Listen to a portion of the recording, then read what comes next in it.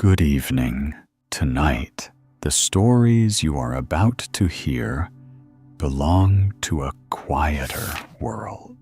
A world where silence holds meaning, where transformation comes without warning, and where not everything lost is truly gone. You may hear of children taken into the forest, of voices that return from beyond the grave, of those who are changed into birds, and those who must remain silent to bring them back. Some of these stories are dark, some are strange, and some move so slowly they almost feel like dreams. There is nothing you need to follow, nothing you need to remember.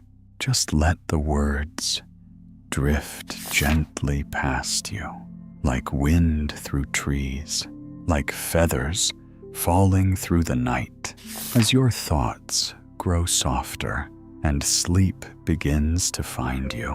And now we begin with a house hidden deep in the forest and a door that should never be opened.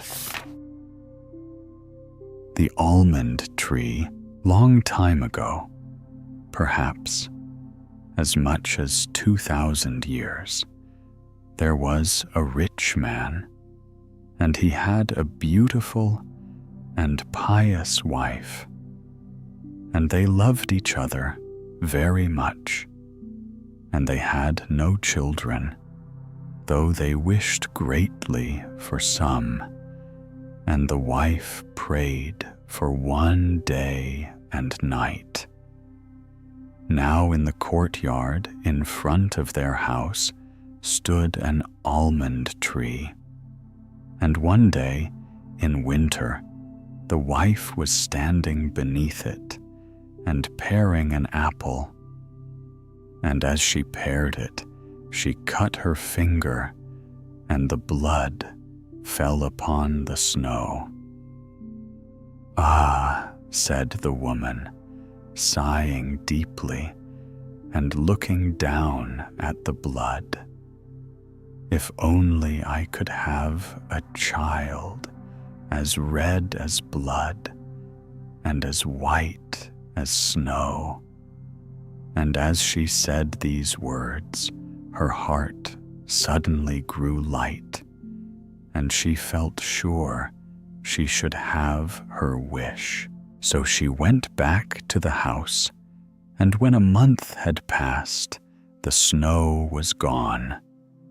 In 2 months, everything was green. In 3 months, the flowers sprang out of the earth. In 4 months, the trees were in full leaf, and the branches were thickly entwined. The little birds began to sing, so that the woods echoed, and the blossoms fell from the trees. When the 5th month had passed, the wife stood under the almond tree, and it smelt so sweet that her heart leaped within her, and she fell on her knees for joy. And when the 6th month had gone, the fruit was thick and fine, and she remained still. And the 7th month, she gathered the almonds and ate them eagerly, and was sick and sorrowful. And when the 8th month had passed, she called to her husband and said, weeping, "If I die, bury me under the almond tree." Then she was comforted and happy until the 9th month had passed, and then she bore a child as white as snow and as red as blood. And when she saw it, her joy was so great that she died. her husband buried her under the almond tree, and he wept sore. Time passed, and he became less sad. And after he had grieved a little more, he left off, and then he took another wife. His second wife bore him a daughter, and his first wife's child was a son, as red as blood and as white as snow. Whenever the wife looked at her daughter, she felt great love for her. But whenever she looked at the little boy, evil thoughts came into her heart of how she could get all her husband's money for her daughter, and how the boy stood in the way. And so she took great hatred to him and drove him from one corner to another, and gave him a buffet here and a cuff there, so that the poor child was always in disgrace. When he came back after school hours, there was no peace for him. Once, when the wife went into the room upstairs, her little daughter followed her and said, "Mother, give me an apple." "Yes, my child," said the mother, and gave her a fine apple out of the chest, and the chest had a great heavy lid with a strong iron lock. "Mother," said the little girl, "shall not my brother have one too?" That was what the mother expected, and she said, "Yes, when he comes back from school." And when she saw from the window that he was coming, an evil thought crossed her mind, and she snatched the apple and took it from her little daughter, saying, "You shall not have it before your brother." Then she threw the apple into the chest and shut to the lid. Then the little boy came in at the door, and she said to him in a kind tone, but with evil looks, "My son, will you have an apple?" "Mother," said the boy, "how terrible you look. Yes, give me an apple." Then she spoke as kindly as before, holding up the cover of the chest. "Come here and take out one for yourself." And as the boy was stooping over the open chest, crash went the lid down so that his head flew off among the red apples. But then the woman felt great terror and wondered how she could escape the blame, and she went to the chest of drawers in her bedroom and took a white handkerchief out of the nearest drawer, and fitting the head to the neck, she bound them with the handkerchief so that nothing should be seen, and set him on a chair before the door with the apple in his hand. Then came little Marjorie into the kitchen to her mother, who was standing before the fire stirring a pot of hot water. "Mother," said Marjorie, "my brother is sitting before the door, and he has an apple in his hand and looks very pale. I asked him to give me the apple, but he did not answer me. It seems very strange."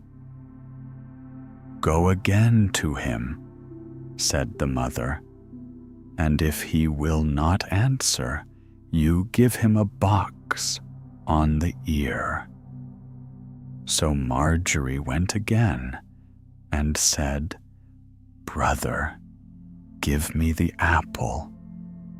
But as he took no notice, she gave him a box on the ear, and his head fell off, at which she was greatly terrified, and began to cry and scream, and ran to her mother, and said, "O mother, I have knocked my brother's head off," and cried and screamed and would not cease.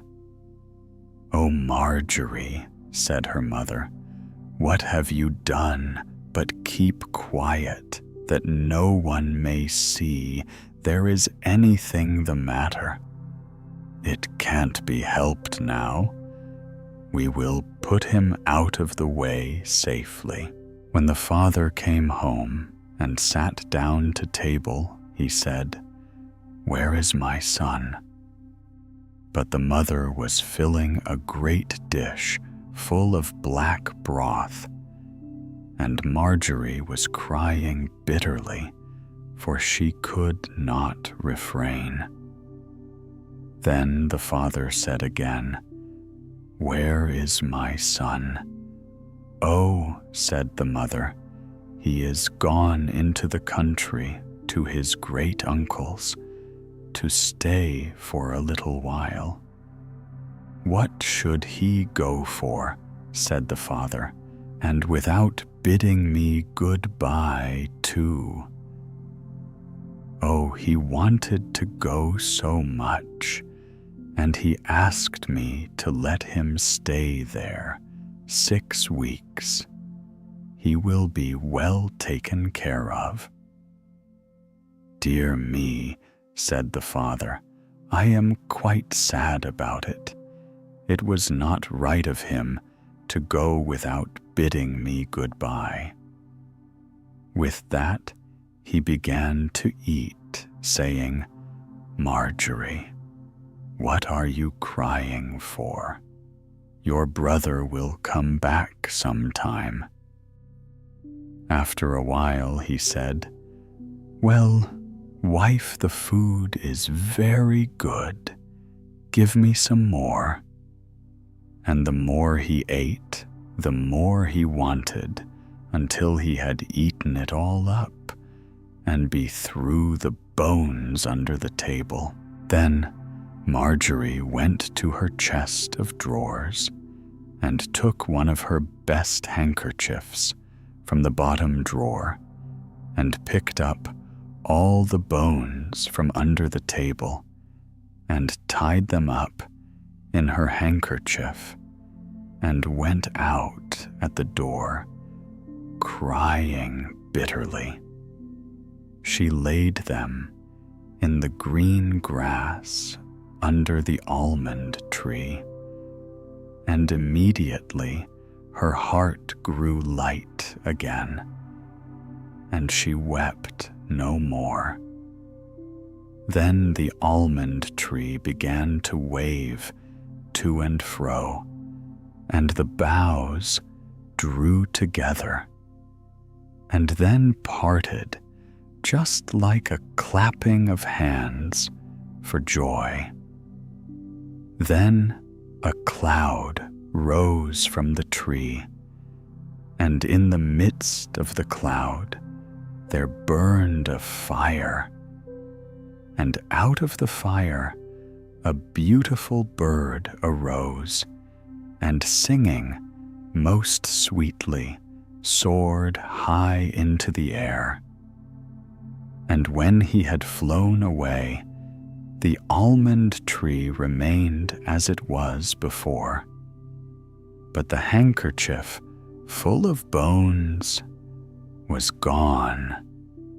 Marjorie felt quite glad and light-hearted, just as if her brother were still alive.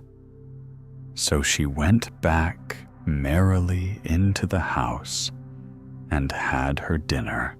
The bird, when it flew away, perched on the roof of a goldsmith's house and began to sing, "It was my mother who murdered me.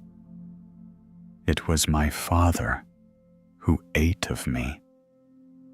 It was my sister, Marjorie, who all my bones in pieces found. Hem in a handkerchief she bound, and laid them under the almond tree. Kiewit, kiewit, kiewit, I cry, oh, what a beautiful bird am I." The goldsmith was sitting in his shop making a golden chain, and when he heard the bird, who was sitting on his roof and singing, he started up to go and look, and as he passed over his threshold, he lost one of his slippers, and he went into the middle of the street with a slipper on one foot and only a sock on the other, with his apron on and the gold chain in one hand and the pincers in the other. And so he stood in the sunshine, looking up at the bird. "Bird," said he, "how beautifully you sing. Do sing that piece over again." "No," said the bird, "I do not sing for nothing twice. If you will give me that gold chain, I will sing again." "Very well," said the goldsmith. "Here is the gold chain. Now do as you said." Down came the bird, and took the gold chain in his right claw, perched in front of the goldsmith, and sang, "It was my mother who murdered me.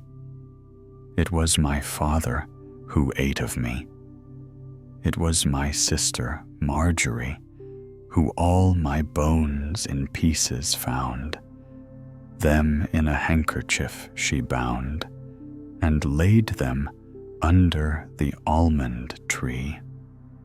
Kiewit, kiewit, kiewit, I cry, oh, what a beautiful bird am I."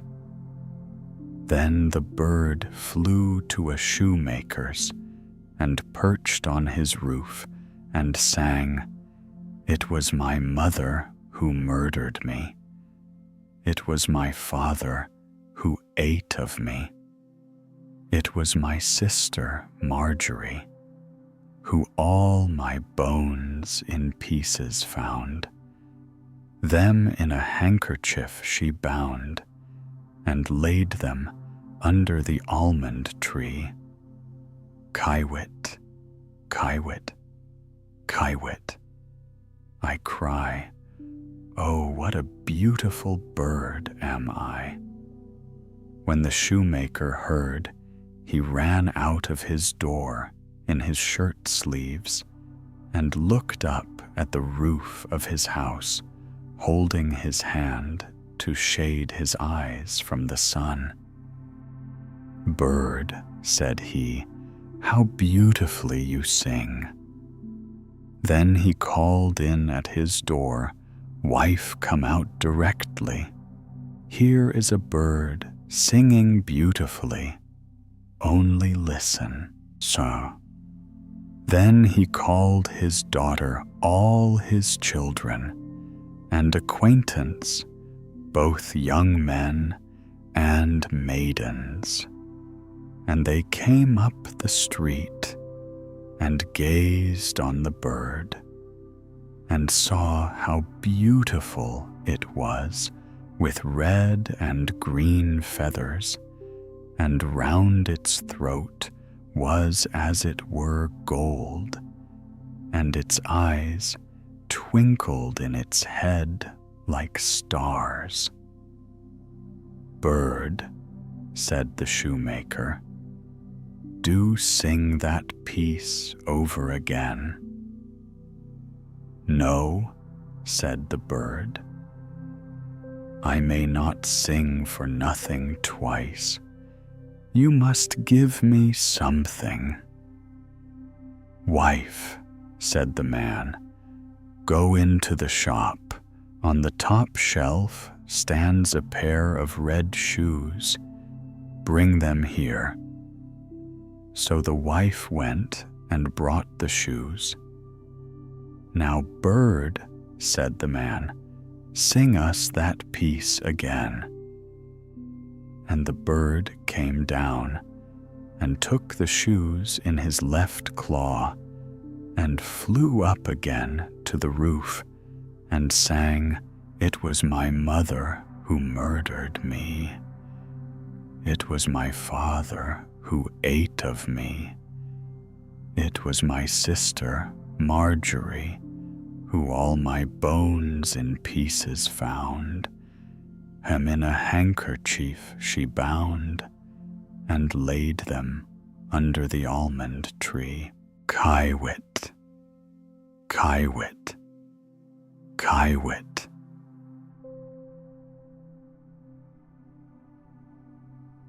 Beautiful bird am I. And when he had finished, he flew away with the chain in his right claw and the shoes in his left claw, and he flew till he reached a mill, and the mill went clip, clap, clip, clap, clip, clap, and in the mill sat 20 millers' men hewing a millstone. Hick, hack, hick, hack, hick, hack, while the mill was going clip, clap, clip, clap, clip, clap, and the bird perched on a linden tree that stood in front of the mill and sang, "It was my mother who murdered me." Here one of the men looked up. It was my father who ate of me. Then 2 more looked up and listened. It was my sister, Marjorie. Here 4 more looked up, who all my bones in pieces found. Them in a handkerchief she bound. Now there were only 8 left hewing, and laid them under the almond tree. Now only 5. Kiewit, kiewit, kiewit, I cry. Now only 1. Oh, what a beautiful bird am I. At length, the last one left off, and he only heard the end. "Bird," said he, "how beautifully you sing. Let me hear it all. Sing that again." "No," said the bird, "I may not sing it twice for nothing. If you will give me the millstone, I will sing it again." "Indeed," said the man, "if it belonged to me alone, you should have it." "All right," said the others. "If he sings again, he shall have it." Then the bird came down, and all the 20 millers heaved up the stone with poles. Yo heave ho, yo heave ho.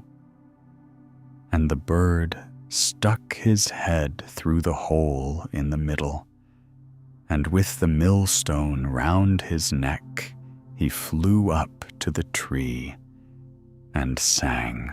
It was my mother who murdered me. It was my father who ate of me. It was my sister Marjorie, who all my bones in pieces found. Them in a handkerchief she bound, and laid them under the almond tree. Kiewit, kiewit, kiewit, I cry. Oh, what a beautiful bird am I. And when he had finished, he spread his wings, having in the right claw the chain, and in the left claw the shoes, and round his neck the millstone, and he flew away to his father's house. In the parlor sat the father, the mother, and Marjorie at the table. The father said, "How light-hearted and cheerful I feel." "Nay," said the mother, "I feel very low, just as if a great storm were coming." But Marjorie sat weeping, and the bird came flying and perched on the roof. "Oh," said the father, "I feel so joyful, and the sun is shining so bright. It is as if I were going to meet with an old friend." "Nay," said the wife, "I am terrified my teeth chatter, and there is fire in my veins." And she tore open her dress to get air, and Marjorie sat in a corner and wept with her plate before her until it was quite full of tears. Then the bird perched on the almond tree and sang. It was my mother who murdered me. And the mother stopped her ears and hid her eyes, and would neither see nor hear. Nevertheless, the noise of a fearful storm was in her ears, and in her eyes a quivering and burning as of lightning. It was my father who ate of me. "O mother," said the father, "there is a beautiful bird singing so finely, and the sun shines, and everything smells as sweet as cinnamon. It was my sister Marjorie." Marjorie hid her face in her lap and wept, and the father said, "I must go out to see the bird." "Oh, do not go," said the wife. "I feel as if the house were on fire." But the man went out and looked at the bird, who all my bones in pieces found. Them in a handkerchief she bound, and laid them under the almond tree. Kiewit, kiewit, kiewit, I cry, oh, what a beautiful bird am I. With that, the bird let fall the gold chain upon his father's neck, and it fitted him exactly. So he went indoors and said, "Look what a beautiful chain the bird has given me." Then his wife was so terrified that she fell all along on the floor and her cap came off.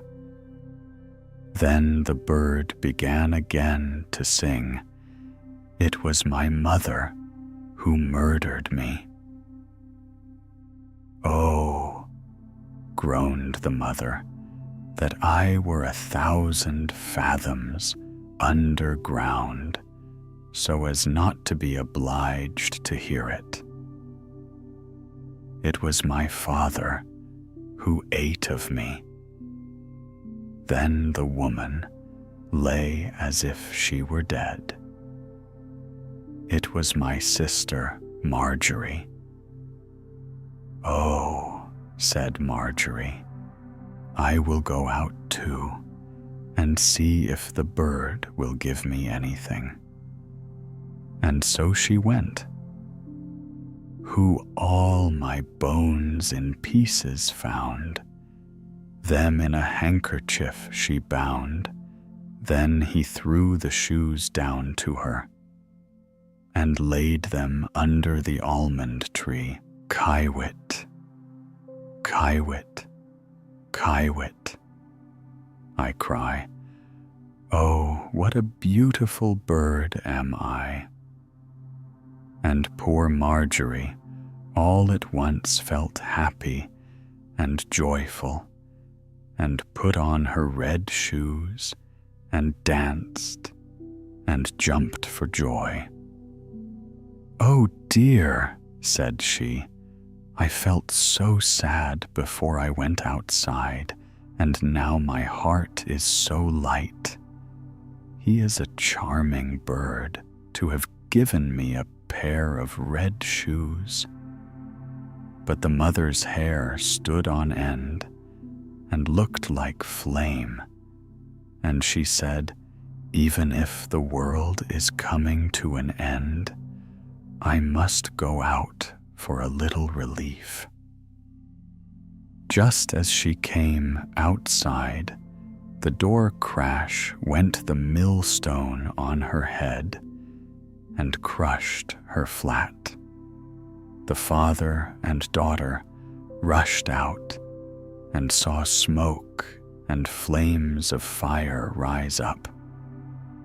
But when that had gone by, there stood the little brother, and he took his father and Marjorie by the hand, and they felt very happy and content, and went indoors and sat to the table and had their dinner.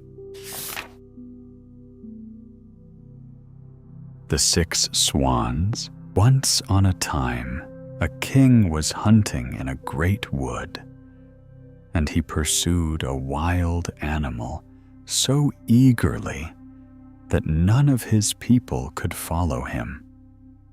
When evening came, he stood still, and looking round him, he found that he had lost his way. And seeking a path, he found none. Then, all at once, he saw an old woman with a nodding head coming up to him, and it was a witch. My good woman, said he, can you show me the way out of the wood?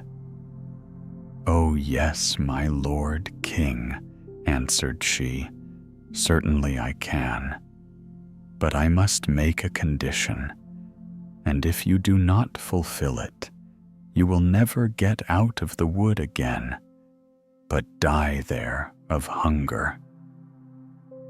What is the condition? Asked the king. I have a daughter, said the old woman, who is as fair as any in the world, and if you will take her for your bride and make her queen, I will show you the way out of the wood. The king consented because of the difficulty he was in, and the old woman led him into her little house, and there her daughter was sitting by the fire. She received the king just as if she had been expecting him, and though he saw that she was very beautiful, she did not please him, and he could not look at her without an inward shudder. Nevertheless, he took the maiden before him on his horse, and the old woman showed him the way, and soon he was in his royal castle again, where the wedding was held. The king had been married before, and his first wife had left 7 children, 6 boys and 1 girl, whom he loved better than all the world. And as he was afraid the stepmother might not behave well to them, and perhaps would do them some mischief, he took them to a lonely castle standing in the middle of a wood. There they remained hidden for the road. To it was so hard to find that the king himself could not have found it had it not been for a clue of yarn possessing wonderful properties that a wise woman had given him. When he threw it down before him, it unrolled itself and showed him the way. And the king went so often to see his dear children that the queen was displeased at his absence, and she became curious and wanted to know what he went out into the wood for so often alone. She bribed his servants with much money, and they showed her the secret and told her of the clue of yam, which alone could point out the way. Then she gave herself no rest until she had found out where the king kept the clue, and then she made some little white silk shirts and sewed a charm in each, as she had learned witchcraft of her mother. And once, when the king had ridden to the hunt, she took the little shirts and went into the wood, and the clue of yarn showed her the way. The children, seeing someone in the distance, thought it was their dear father coming to see them, and came jumping for joy to meet him. Then the wicked queen threw over each one of the little shirts, and as soon as the shirts touched their bodies, they were changed into swans and flew away through the wood. So the queen went home very pleased to think she had got rid of her stepchildren. But the maiden had not run out with her brothers, and so the queen knew nothing about her. The next day, the king went to see his children, but he found nobody but his daughter. "Where are thy brothers?" asked the king. "Ah, dear father," answered she, "they are gone away and have left me behind." And then she told him how she had seen from her window her brothers in the guise of swans fly away through the wood, and she showed him the feathers which they had let fall in the courtyard, and which she had picked up. The king was grieved, but he never dreamt that it was the queen who had done this wicked deed, And as he feared, lest the maiden also should be stolen away from him, he wished to take her away with him. But she was afraid of the stepmother, and begged the king to let her remain one more night in the castle in the wood. Then she said to herself, "I must stay here no longer, but go and seek for my brothers." And when the night came, she fled away and went straight into the wood. She went on all that night and the next day until she could go no longer for weariness. At last she saw a rude hut, and she went in and found a room with 6 little beds in it.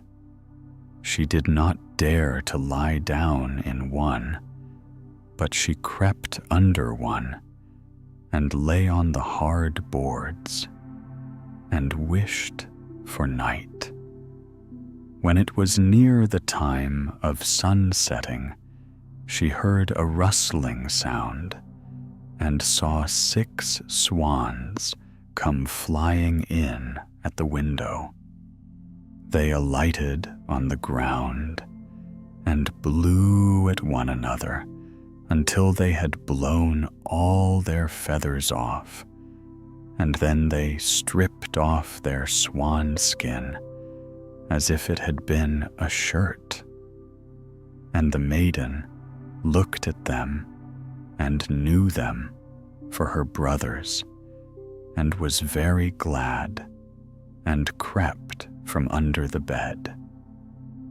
The brothers were not less glad when their sister appeared, but their joy did not last long. "You must not stay here," said they to her. "This is a robber's haunt, and if they were to come and find you here, they would kill you." "And cannot you defend me?" asked the little sister. "No," answered they, "for we can only get rid of our swan skins and keep our human shape every evening for a quarter of an hour. But after that, we must be changed again into swans." Their sister wept at hearing this and said, "Can nothing be done to set you free?" "Oh no," answered they, "the work would be too hard for you. For 6 whole years you would be obliged never to speak or laugh, and make during that time 6 little shirts out of aster flowers. If you were to let fall a single word before the work was ended, all would be of no good." And just as the brothers had finished telling her this, the quarter of an hour came to an end, and they changed into swans and flew out of the window. But the maiden made up her mind to set her brothers free, even though it should cost her her life. She left the hut, and going into the middle of the wood, she climbed a tree, and there passed the night. The next morning, she set to work and gathered asters and began sewing them together. As for speaking, there was no one to speak to, and as for laughing, she had no mind to it. So she sat on and looked at nothing but her work. When she had been going on like this for a long time, it happened that the king of that country went a-hunting in the wood, and some of his huntsmen came up to the tree in which the maiden sat. They called out to her, saying, "Who art thou?" But she gave no answer. "Come down," cried they, "we will do thee no harm." But she only shook her head. And when they tormented her further with questions, she threw down to them her gold necklace, hoping they would be content with that. But they would not leave off. So she threw down to them her girdle. And when that was no good, her garters, and one after another, everything she had on, and could possibly spare, until she had nothing left but her smock. But all was no good. The huntsmen would not be put off any longer, and they climbed the tree, carried the maiden off, and brought her to the king. The king asked, "Who art thou? What wert thou doing in the tree?" But she answered nothing. He spoke to her in all the languages he knew, but she remained dumb. But being very beautiful, the king inclined to her, and he felt a great love rise up in his heart towards her. And casting his mantle round her, he put her before him on his horse, and brought her to his castle. Then he caused rich clothing to be put upon her, and her beauty shone as bright as the morning, but no word would she utter. He seated her by his side at table, and her modesty and gentle mien so pleased him that he said, "This maiden I choose for wife, and no other in all the world." And accordingly, after a few days, they were married. But the king had a wicked mother who was displeased with the marriage and spoke ill of the young queen. "Who knows where the maid can have come from?" said she, and not able to speak a word. "She is not worthy of a king." After a year had passed, and the queen brought her first child into the world, the old woman carried it away and marked the queen's mouth with blood as she lay sleeping. Then she went to the king and declared that his wife was an eater of human flesh. The king would not believe such a thing, and ordered that no one should do her any harm. And the queen went on quietly, sewing the shirts and caring for nothing else. The next time that a fine boy was born, the wicked stepmother used the same deceit. But the king would give no credence to her words, for he said, "She is too tender and good to do any such thing, and if she were only not dumb and could justify herself, then her innocence would be as clear as day." When, for the third time, the old woman stole away the newborn child and accused the queen, who was unable to say a word in her defense, the king could do no other but give her up to justice. and she was sentenced to suffer death by fire. The day on which her sentence was to be carried out was the very last one of the 6th year of the years, during which she had neither spoken nor laughed to free her dear brothers from the evil spell. The 6 shirts were ready, all except one, which wanted the left sleeve. And when she was led to the pile of wood, she carried the 6 shirts on her arm. And when she mounted the pile and the fire was about to be kindled, all at once she cried out aloud, for there were 6 swans coming flying through the air. And she saw that her deliverance was near, and her heart beat for joy. The swans came close up to her with rushing wings and stooped round her so that she could throw the shirts over them. And when that had been done, the swan skins fell off them, and her brothers stood before her in their own bodies, quite safe and sound.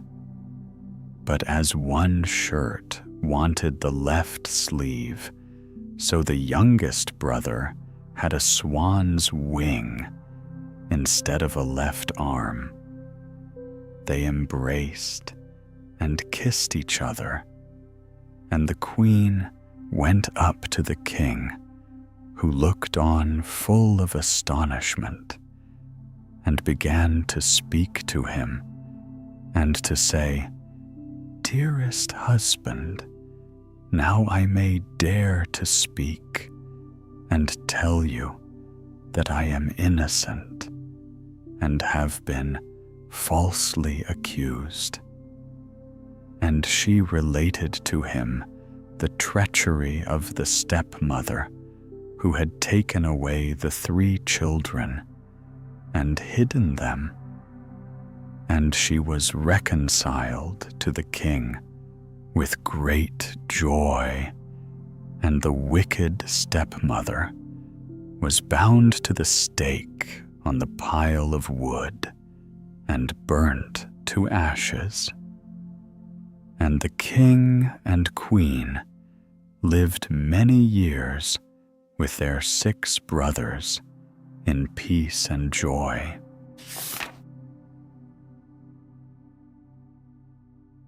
Thumbling as Journeyman. Thumbling's Travels. Once upon a time, there lived a tailor, a simple man of needle and thread, who had but one son. This son was unlike other children, for he was no bigger than a thumb, and because of this curious size, he was always called Thumbling. Though his body was small, his spirit was filled with boldness, and one day he spoke to his father and said, "Father, I must go forth into the wide world. My heart longs for it." The tailor, though, saddened at the thought of parting, answered kindly, "That is well, my son. If it is your will to go, you shall not go without a weapon." He took a long darning needle, fixed a shining knob of sealing wax upon the end of it in the light of the candle, and handed it to the boy. "Here is a sword for your journey. May it serve you well." Before setting out, Thumbling wished for one last meal with his parents. He hopped nimbly into the kitchen to see what his mother had cooked. The dish was already set upon the hearth, steaming in the warmth of the fire. "Mother, what is there for us today?" he asked. "See for yourself," she replied. So Thumbling climbed up onto the hearth, leaned over the dish, and stretched his little neck as far as it would go.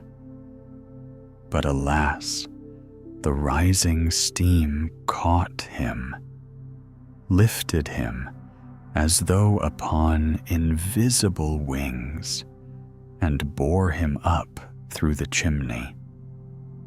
For a while he rode upon the cloud of steam high above the roof, until at last he drifted down gently to the ground outside. And so it came to pass that the little tailor was carried away from his home and had begun his adventures in the great world. He wandered from place to place and sought work with masters of his craft. Yet he soon found their food plain and tasteless. "Mistress," said he one evening, "if you give us no better fare, I shall be gone, and tomorrow I will chalk upon your door, too many potatoes, too little meat. Farewell, Mr. Potato King." At this, the mistress grew angry. "What would you demand? Grasshopper," she cried, and seized a cloth to strike him. But the little fellow darted under a thimble, peeped out, and stuck out his tongue. When she tried to lift the thimble, he leapt into the folds of the cloth and then into a crack in the table. "Oh, mistress," he laughed and poked out his head. She struck at him again, but he slipped into a drawer. At last she caught him, and in her fury drove him out of the house. So Thumbling traveled on until he came to a great dark forest. There he fell in with a band of robbers plotting to steal the king's treasure. When they saw him, they whispered, "This little fellow can creep through a keyhole for us. He shall be our thief." One cried out mockingly, "Hollo, thou giant Goliath, will you help us into the treasure chamber? You can slip through and cast the money out." Thumbling thought for a while, then said, "Yes, I will go with you." He examined the doors of the chamber above and below until he found a crack wide enough to admit his tiny body. The sentries outside spied him. One said, "See that ugly spider creeping there. I shall crush it. Let the poor thing be," said the other. "It does no harm." And so Thumbling crept safely inside, opened the window, and began to throw down one silver thaler after another. But suddenly, the king himself came to inspect his treasure. Thumbling slipped into hiding. The king saw that coins were missing. Yet the locks and bolts were untouched, and he went away, troubled, warning the guards to keep close watch. When Thumbling resumed his work, the clinking of coins betrayed him. The guards rushed in, but Thumbling was swifter. He covered himself with a thaler and cried, "Here am I." When they ran to that corner, he had hopped to another, again, calling out, "Ho, ho, here am I." Thus he fooled them again and again until they were weary and left the chamber. Then he cast down the last coin, leapt upon it, and slid through the window to the robbers. "Thou art a brave hero," they said. "Wilt thou be our captain?" But Thumbling refused. "First, I must see more of the world," he answered. They divided the spoils, and he asked only for a single kreutzer, for that was all he could carry. He buckled on his needle sword once more, bade farewell, and continued on his way. He worked for various masters, but his heart was never content. At last, he took service in an inn. There the maids disliked him, for he spied on their secret misdeeds, what they stole from the plates and carried from the cellar, and told it all to the master. The maids conspired against him. One day, while mowing in the garden, a maid spied him, leaping among the stalks. Swiftly, she swept him up with the grass, tied him in a cloth, and tossed him secretly to the cows. A great black cow swallowed him down. Inside it was dark and close, and Thumbling fared ill. When the cow was milked, he cried out, "Strip, strap, strull, will the pail soon be full?" But none heard him for the clatter of the milk. Soon, the master came into the byre and said, "This cow shall be killed tomorrow." Thumbling was sore afraid. He cried out, "Let me out first, for I am shut up inside her." The master heard a voice, but couldn't tell whence it came. Next morning, the cow was slaughtered. Happily, Thumbling escaped the knife and fell among the sausage meat. When the butcher began to chop, he cried with all his might, "Chop not too deep, for I am among it." But the chopping was loud, and none understood. Quick-witted, he slipped nimbly between the blows and was not harmed. Still, he was pressed into the black pudding hung in the chimney to smoke, and there time weighed heavy on him.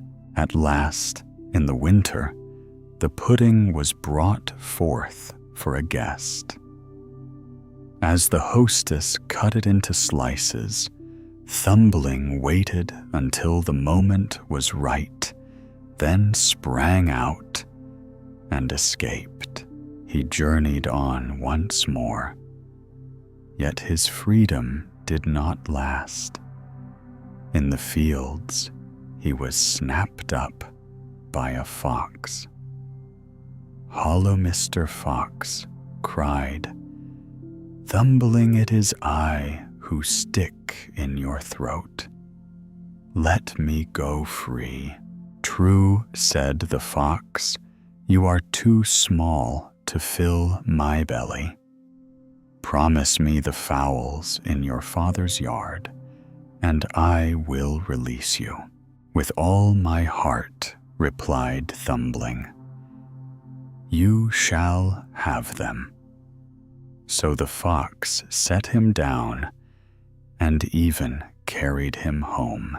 When the father beheld his dear son again, he gladly gave the fox all the hens and cocks. Thumbling, however, placed in his father's hand the single kreutzer he had earned on his travels, saying, "Here is also a piece of money I have brought for you." And though the hens were lost, the father held his son close, thinking no treasure greater than having Thumbling safe at home once more.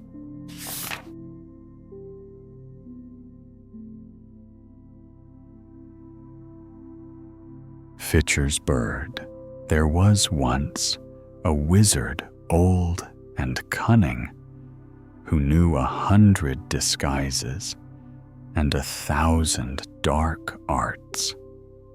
In the villages, he would take upon himself the likeness of a poor and feeble beggar, his garments tattered, his shoulders stooped beneath a wicker basket, as though he sought only scraps of bread or alms for his hunger. Yet his purpose was far more dreadful, for when a kind-hearted maiden stretched out her hand to offer him charity, he would seize her with a single touch, and she would be compelled, as though by enchantment, to leap into his basket. Then he would stride away on long legs into the depths of the forest, carrying her into his hidden dwelling. And none who vanished with him were ever seen again. Now it came to pass that he knocked one morning upon the door of a man who had 3 daughters, each fairer than the other.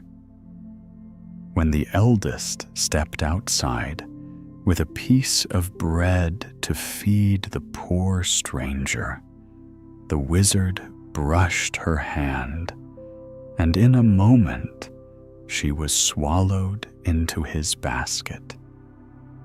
He hastened away into the shadowy woods, and after a long journey came to his house, which stood alone in the heart of the forest. The house was filled with splendid things: golden cups, silver dishes, jewels glimmering in the corners, and silken draperies on the walls. To the maiden he spoke gently, saying, "My darling, thou hast all that thy heart could wish for. Here shalt thou live in comfort. Here shalt thou be happy." For a few days he treated her kindly. Then he said, "I must travel far, and thou shalt remain here. Here are the keys to every chamber. Explore as thou wilt." but this small key opens one room only, and upon thy life thou must not enter it. Shouldst thou disobey, thy death will be swift. And this egg thou must carry with thee always. Guard it well, for if it be lost, calamity will fall. The maiden promised obedience. When he departed, she wandered through the shining rooms, gazing upon treasures beyond her imagining. But her heart was restless, and her mind tormented by the forbidden door. At length, curiosity overcame her. She slipped the little key into the lock. The door sprang wide, and horror met her eyes. In the center of the chamber stood a basin filled with blood. Within lay the mangled limbs of many girls who had gone before her. Near it stood a block of wood, and upon it gleamed an axe heavy with murder. In terror, she let fall the egg, which plunged into the basin. Though she snatched it out and washed it with trembling hands, the stain of blood clung fast, returning, no matter how she scrubbed. Soon the wizard returned. "Give me the keys and the egg," said he. She placed them in his hand, but he saw at once the crimson mark. His face darkened. "Thou hast entered the chamber against my command," said he. "Now against thy will thou shalt go there again. Thy life is ended." He dragged her by the hair, struck off her head upon the block, hewed her into pieces, and flung her body into the basin with the rest. Not long after he came again to the father's house in beggar's guise. The second daughter, pitying his hunger, brought him bread. At his touch, she too was snared, borne away to the forest, and given the keys and the egg. And like her sister, she yielded to curiosity, opened the dreadful door, stained the egg, and was slain without mercy. At last he came for the third daughter. She was wise and wary. When he gave her the keys and the egg, she hid the egg safely away before she began her search. She too entered the forbidden chamber and saw the bloody basin.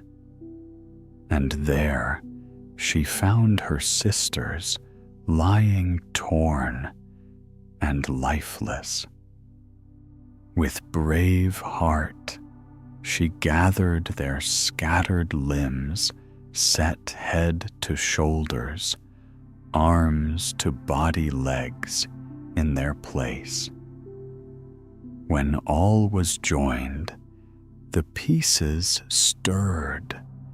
The maidens opened their eyes and were restored to life.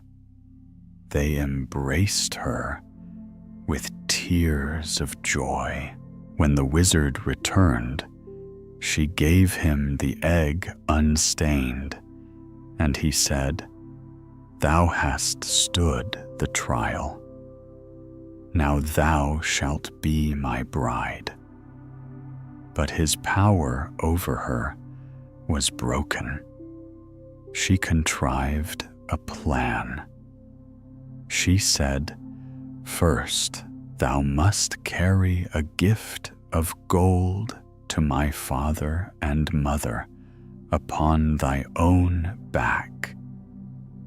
Meanwhile, I shall make ready for the wedding." She hid her sisters in a great basket, covered them with gold so that none could see them, and said to him, "Take this to my parents.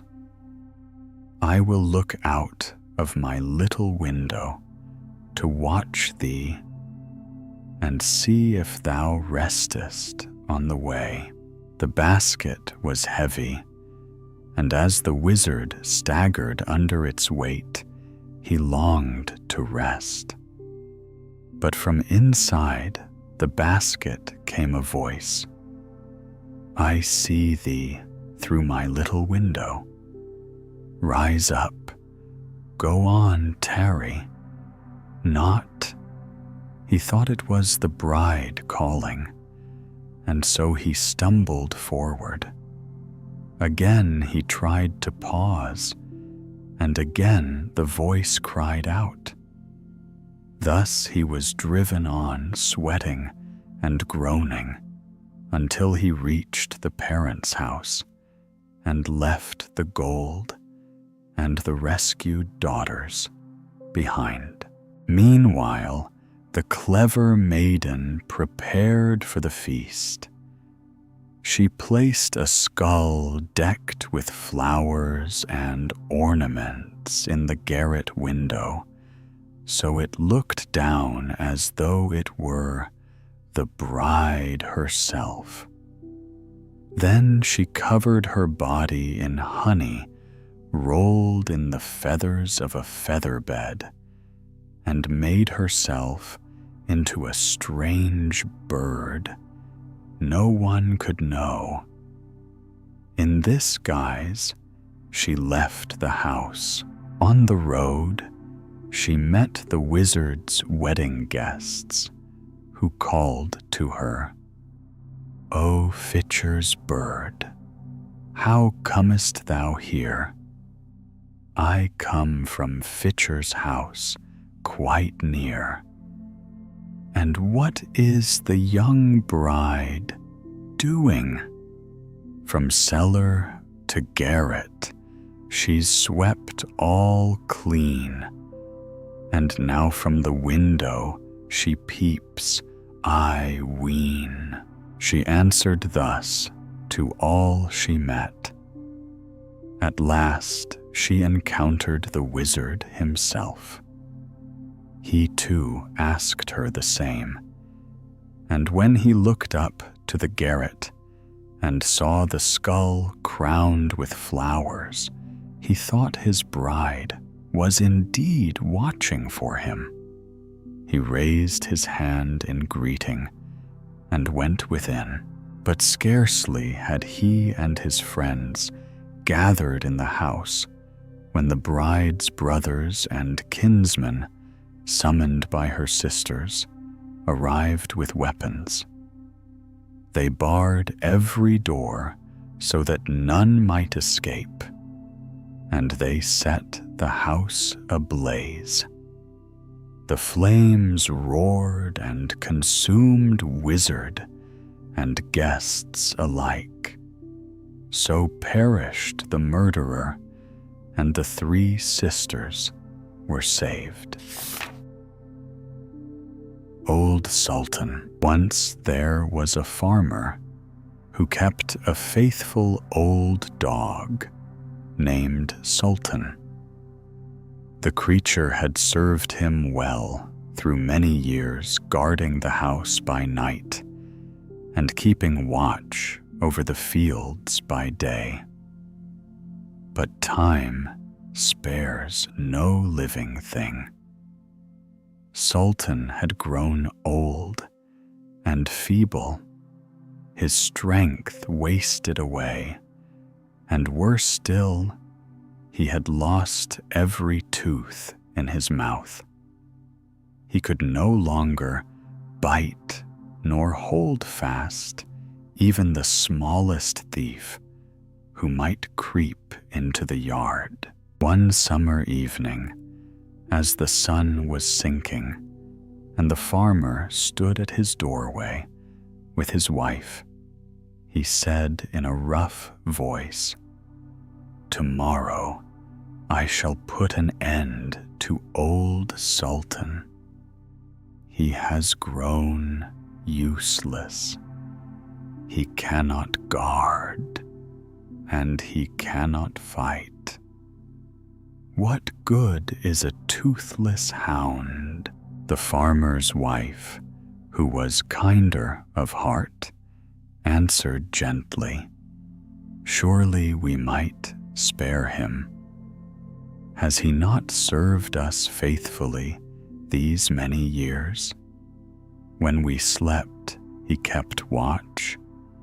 When we worked, he followed close behind. Let us give him a crust in his old age." But the man shook his head. "Woman, you think too soft. Not a single thief fears him now. He lies in the sun and does no more than any stone in the road. He has eaten well enough all his life, and that was pay for service.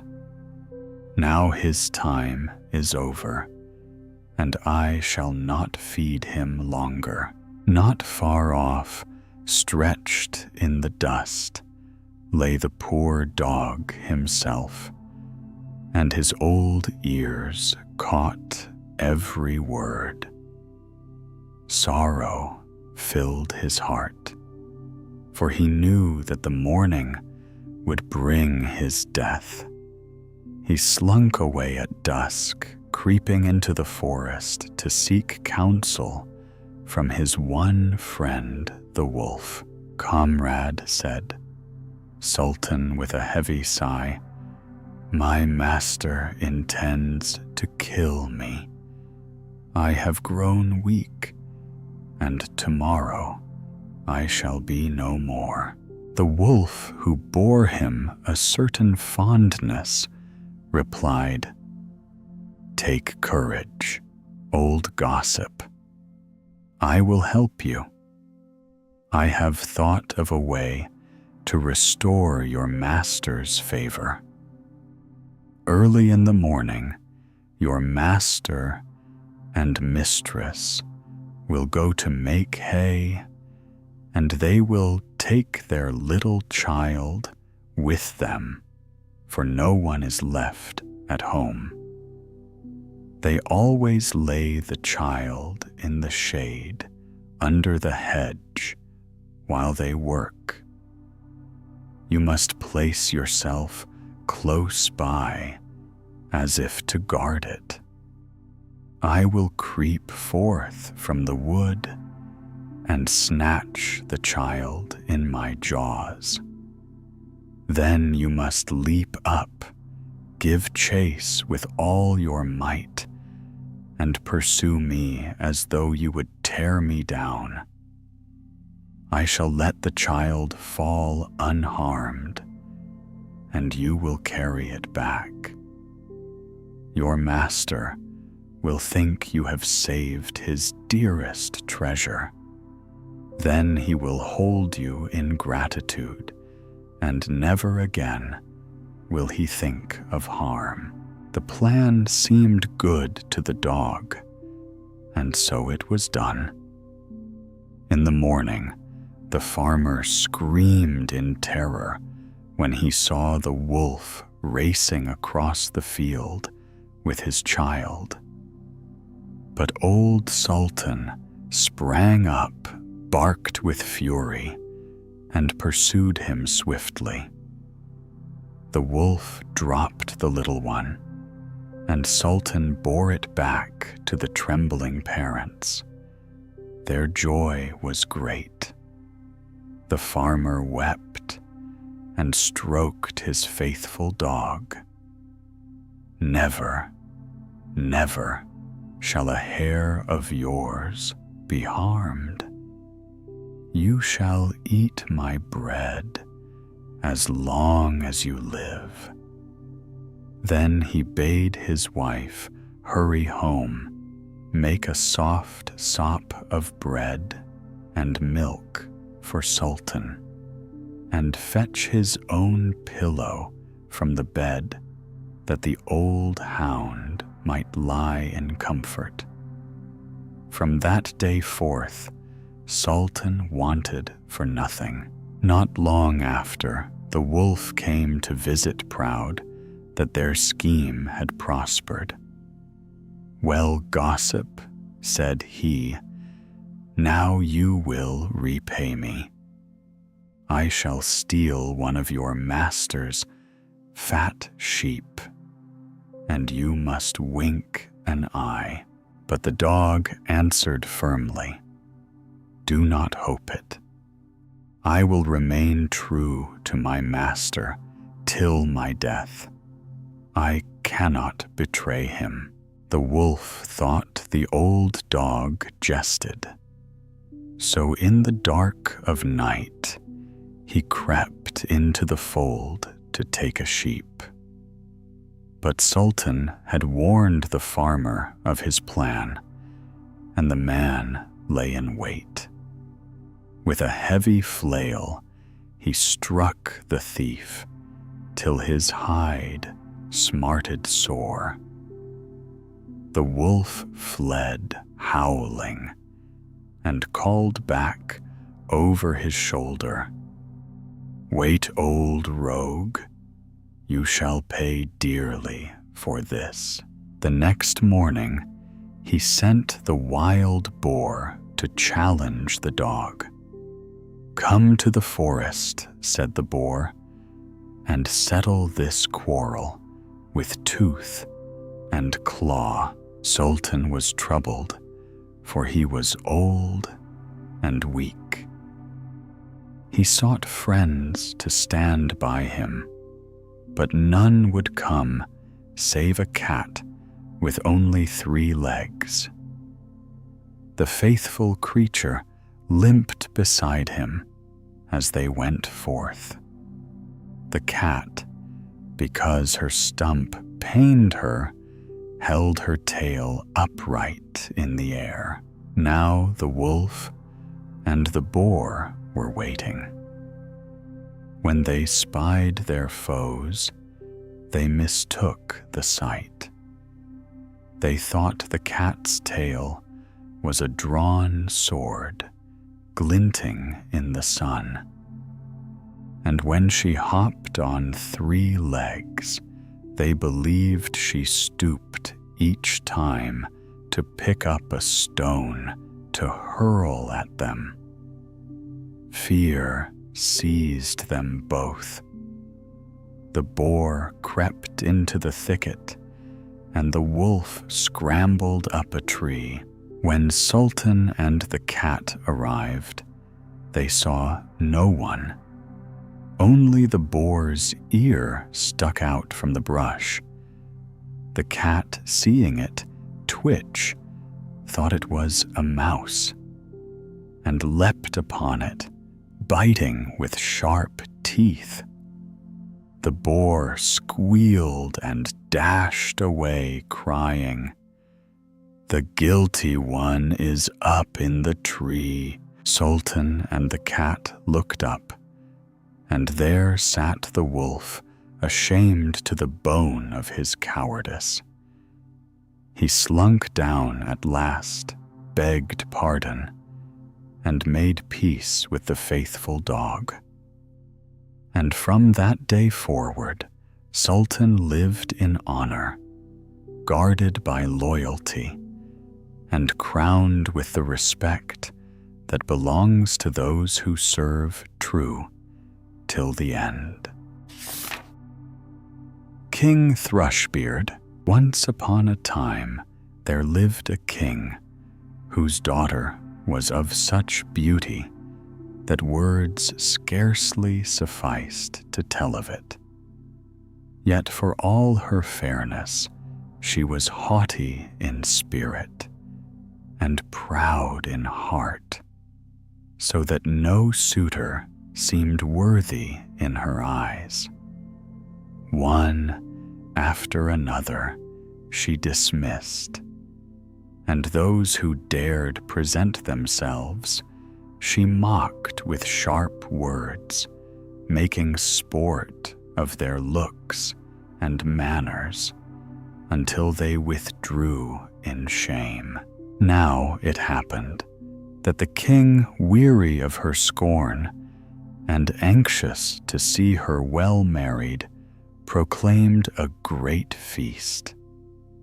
From distant realms and from nearby lands he summoned every noble youth of rank who might aspire to her hand.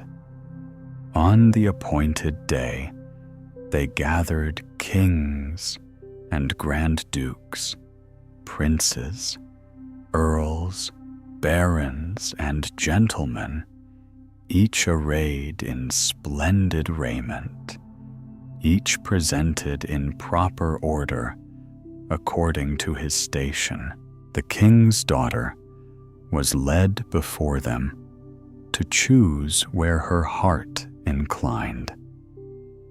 Yet to every man she had a jest ready upon her lips. One was too stout, and she laughed aloud, calling him a cask of wine. Another was too tall and thin, and she cried, "Long and lank has little in his tank." A third was too short, and she said with disdain, "Stout and small runs not at all." The fourth was pale as wan as a ghost, she scoffed. The fifth was ruddy and bold-faced, and she sneered a fighting cock-fit only for the yard. The sixth was bent of body, and she mocked him as a log dried crooked behind the stove. Thus she had a taunt for everyone. Yet above all, she poured her ridicule upon a good and kindly king, whose chin was somewhat crooked, not ill-favored, but marked as though nature had pressed it awry.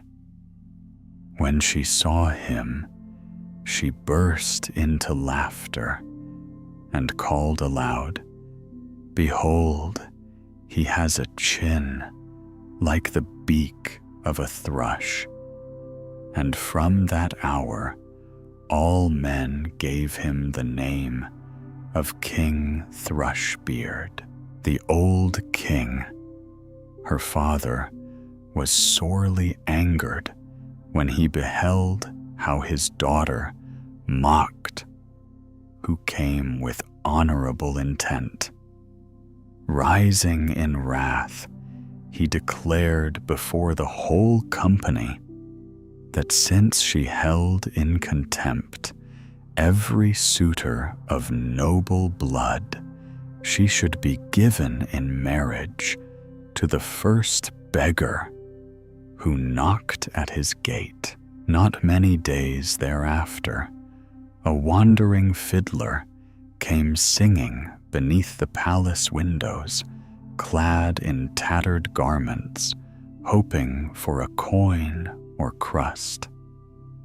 When the king heard the tune, he bade the man be brought in.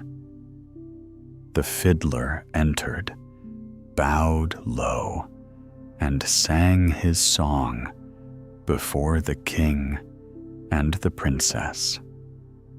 When the last note had faded, he asked humbly for a small gift. The king answered, "Your song pleases me well, and for reward I give you my daughter to wife." The proud princess turned pale, and her heart quaked within her. But the king's word was law. "I swore an oath," said he, "that I would give you to the very first beggar, and my oath I shall keep." All her tears and pleadings were of no avail.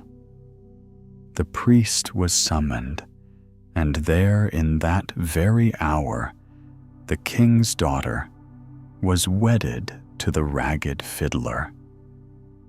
When the vows were spoken, the king said sternly, "It is not fitting that a beggar's wife should dwell in my halls. Go forth with your husband, and seek your dwelling where you may." So the fiddler took her by the hand, and together they departed on foot. They came first to a great forest, tall and green. The princess asked, "To whom does this fair forest belong?" "It is King Thrushbeard's," the fiddler replied. "Had you chosen him, it would have been yours." She sighed and said, "Ah, wretched girl that I am! If only I had taken King Thrushbeard." Next, they passed a wide meadow, bright with grass and flowers. "To whom does this meadow belong?" she asked. "To King Thrushbeard," said he. "Had you taken him, it would have been yours." Again she lamented, "Ah, foolish girl! If only I had taken King Thrushbeard." Then they came to a noble town, its streets broad and its towers proud. "Whose city is this?" she asked. "King Thrushbeard's," answered the fiddler. "Had you taken him, it would have been yours." She wept and cried once more, "Woe is me that I refused King Thrushbeard." At last they came to a wretched little hut. "And to whom belongs this miserable place?" she asked. "To me and to you," said the fiddler. "Here we shall dwell together." She had to stoop low to pass through the poor door, and within there was no servant, no comfort. "Set the fire," said the man, "and cook me my supper, for I am weary." But the king's daughter knew nothing of fire or cooking, and so the beggar man was forced to lend his own hand. Thus they lived in hardship. When the little store of food was gone, the man said, "Wife, we cannot sit idle. You must learn a craft. Weave baskets." He cut willows and set them before her, but the rough twigs wounded her tender fingers. Then he bade her spin yet the coarse flax, cut her skin, till blood stained the thread. At last he said, "You are fit for no work. I have made a sorry bargain. You must sell pottery in the market." Ashamed, she sat in the marketplace. Because of her beauty, the people bought readily, and some gave her money without taking the wares. For a time they lived thus, but one day a drunken soldier rode through the market and trampled her pots into shards. She ran home weeping, and her husband said, "Cease your tears. I see you are unfit for trade. I have sought a place for you in the king's kitchens. There you shall work and earn your bread." So the proud princess became a scullion, doing the lowest tasks and carrying home scraps in small jars tied to her gown. It chanced that the king's eldest son was to be wed, and the palace was filled with splendor. The poor woman stood by the door to watch her heart aching at her fallen state. The halls glittered with light. Noble ladies and lords entered in grandeur, and music filled the air. The smell of rich dishes reached her, and servants in pity tossed her morsels which she hid in her jars. Then the bridegroom came clothed in velvet and silk gold chains upon his neck. When his eyes fell upon her, he seized her hand and drew her forth to dance. She trembled, for she knew him at once. It was King Thrushbeard. She resisted, but he led her on, and in the struggle, the cords of her jars broke, the food spilled, and laughter rose all around. Shamed beyond measure, she fled, but on the stairs he met her again. Then he spoke gently, saying, "Be not afraid. I am he, the fiddler, the soldier, the beggar. All was but a disguise contrived for love of you, and to humble your pride. You mocked me once, but I could not forget you. Therefore I brought you low, that you might learn compassion and wisdom." She wept sorely and confessed her folly, saying, "I am unworthy to be your wife."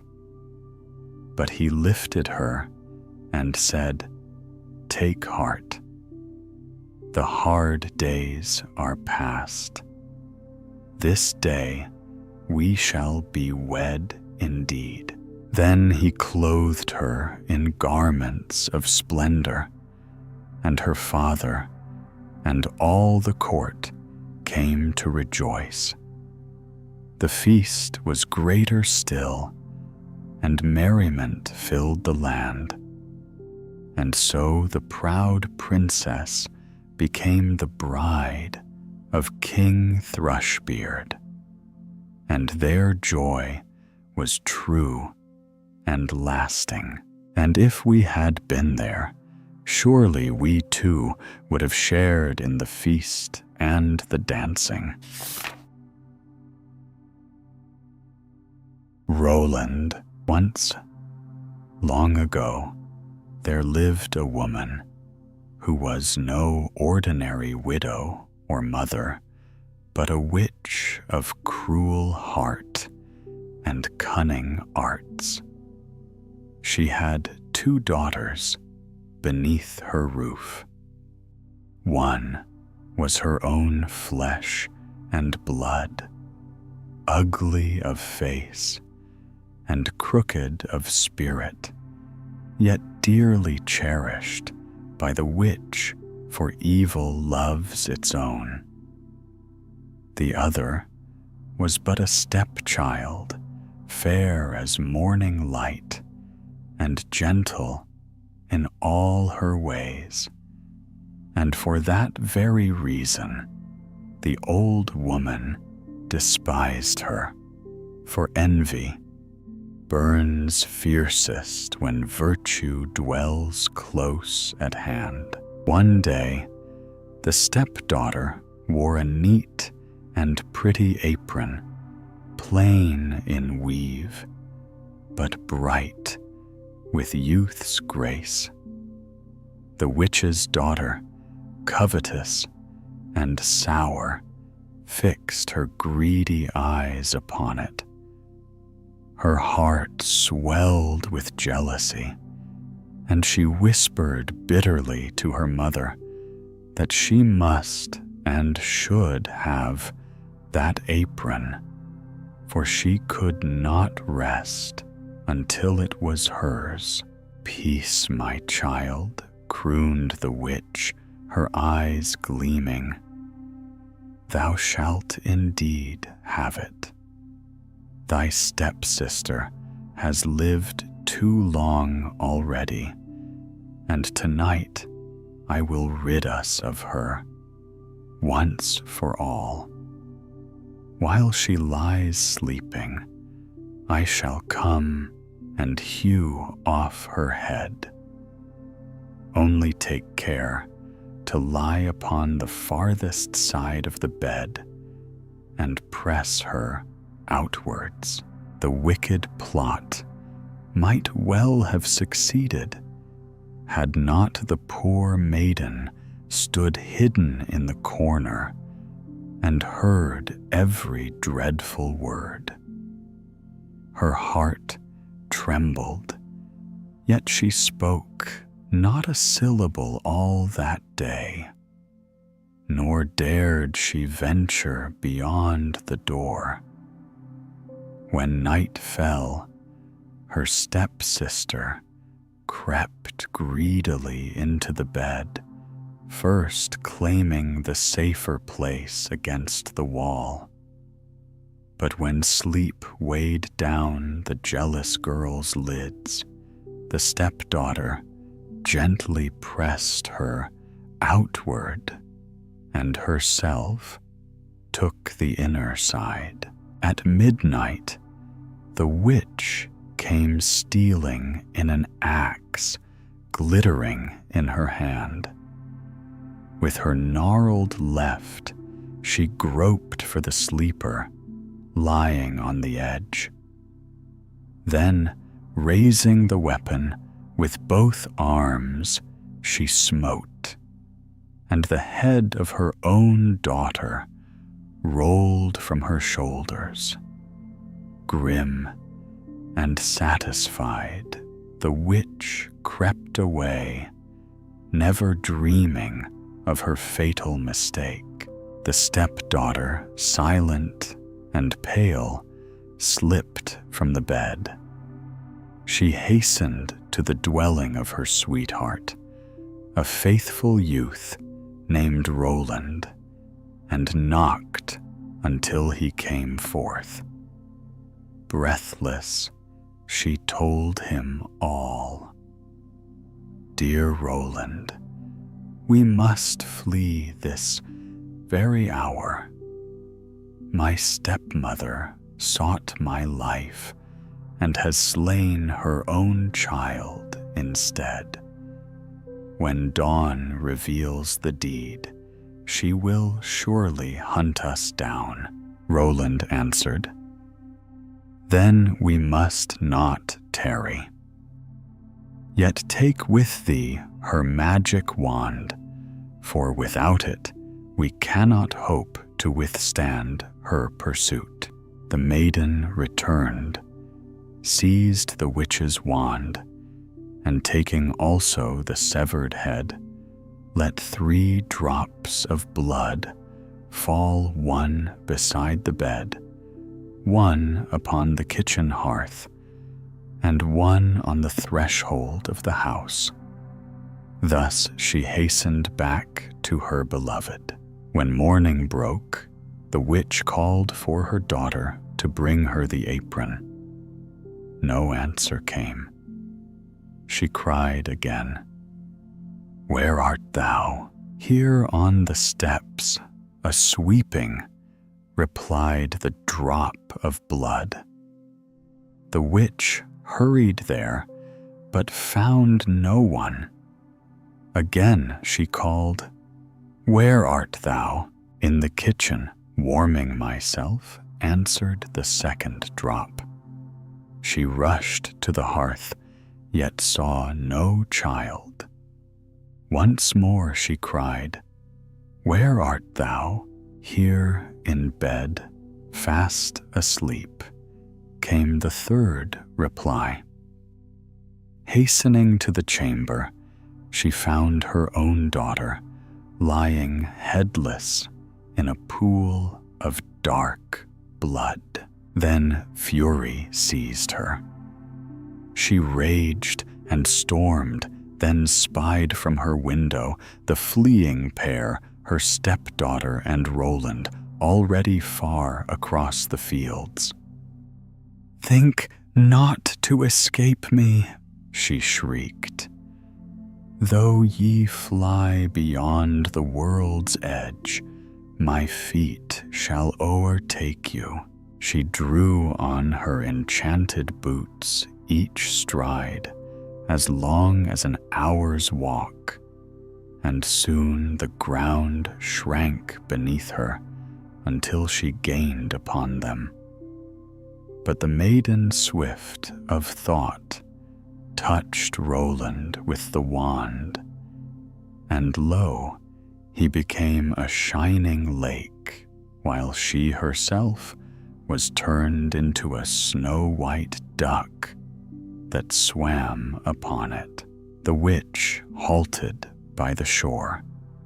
She strewed crumbs and called sweetly, striving to lure the duck within her grasp. Yet the bird swam wide and would not be beguiled. At length, the crone, weary and empty-handed, returned to her dwelling. When the moon had set, the lovers took their own forms once more and journeyed all night until the east grew pale. Then the maiden struck the wand again, and Roland stood as a wandering fiddler, while she herself blossomed into a fair flower hidden within a thorny hedge. Soon the witch's strides shook the ground anew. She hailed the fiddler, "Good musician, pluck for me that lovely flower yonder." "With right good will," quoth Roland. "But first I will play a tune for it." He drew his bow, and the notes leapt forth with enchantment. The witch, compelled against her will, began to dance. Faster and faster the bow flew. Higher and wilder she leapt. The thorns tore her cloak, rent her skin, and bloodied her limbs. He played without ceasing till she sank, torn and breathless, and so perished. Thus delivered, the maiden said, "Go thou, Roland, to thy father's house, and make ready for our wedding. I will bide here unseen, changed into a red milestone, till thou return." But Roland, once home, was ensnared by another maiden's wiles, who so clouded his heart that he forgot his true betrothed. Long did the faithful girl wait in the field, yet he came not. At last despair overcame her, and she changed into a sorrowful flower, murmuring, "Let some passer-by tread me down, and so end my grief." Yet it was not destruction that came, but a shepherd, who found the flower fair and strange. He plucked it, carried it home, and laid it in his chest. From that hour, fortune smiled upon his house, hearth-swept water, drawn meals set all by unseen hands. At length, he grew fearful of the mystery, and sought counsel of a wise woman. "There is magic here," said she. "Rise early, and if aught stirs, cast a white cloth upon it, and the spell shall be broken." So the shepherd watched, and at dawn he saw the chest open, and the flower step forth, turning into a maiden. Quick as thought, he cast the cloth, and behold, the enchantment ceased. There stood the lovely girl, who confessed all her tale, and how she had served him unseen. She was so fair and good that he asked her hand, but she refused, saying, "My heart is bound to Roland, though he has betrayed me. Yet I will stay and keep thy house in faith."